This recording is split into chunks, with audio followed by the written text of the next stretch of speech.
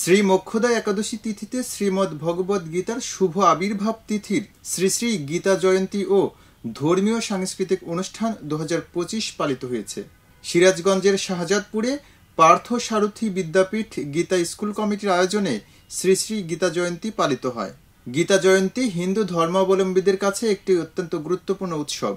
গীতা জয়ন্তী 2025 এর শুভ উদ্বোধন উপলক্ষে হিন্দু ধর্মীয় সংস্কৃতির সবচেয়ে পবিত্র গ্রন্থ শ্রীমদ্ ভগবদ গীতা সম্মান দেওয়া হয়। এই পবিত্র উৎসবটি মার্গশীর্ষ মাসের 11 তারিখে অর্থাৎ শুক্ল একাদশীতে পালিত হয়। শ্রীমদ্ ভগবদ গীতা এমন একটি গ্রন্থ যা প্রতিটি মানুষের জীবনে গুরুত্বপূর্ণ ভূমিকা পালন করে।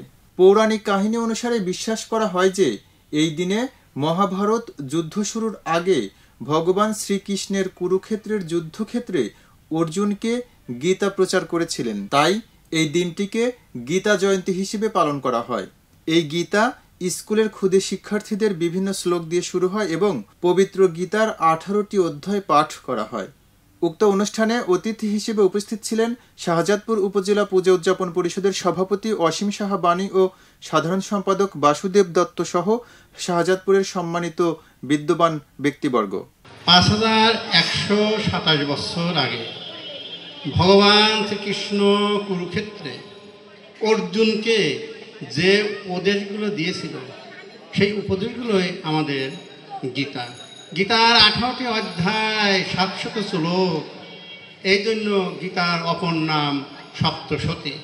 আমাদের সমাজে বর্তমানে যে অবস্থা, ছেলেমেয়েরা বিভিন্নভাবে বিপদগামী হচ্ছে, তাই আমরা যারা মা এবং বাবারা আছি গীতার প্রতি প্রত্যেক দিন অন্তত একটি করে অধ্যায় ছেলে এবং মেয়েদেরকে পড়ানোর ব্যবস্থা করবেন। আমার বিশ্বাস গীতার প্রতি যদি কোনো ছেলে মেয়ে পড়াশোনা করে, গীতার প্রতি আসক্তি হয়, সে খারাপ কাজ করতে পারে না, এটা আমার বিশ্বাস। এবং আপনারা এখানে কিছু দাবি দেওয়া করেছেন। ইতিমধ্যেই আমরা আপনাদের এই গীতা স্কুলটি একটি সরকারিভাবে যাতে পরিচালিত হয় তার জন্য একটা শাখা আমরা এখানে করে দেব অল্প দিনের মধ্যেই। অনুষ্ঠানে সভাপতিত্ব করেন পার্থ সারথী বিদ্যাপীঠ গীতা স্কুলের সভাপতি প্রবীর কুমার সূত্রধর এবং সঞ্চালনা করেন শ্রীমতী তানিয়া সাহা। ধর্মীয় সাংস্কৃতিক অনুষ্ঠান এবং মহাপ্রসাদ বিতরণের মধ্য দিয়ে এই আয়োজন শেষ হয়। খবরের কাগজ, নিখাদ, নির্ভীক, নিরপেক্ষ।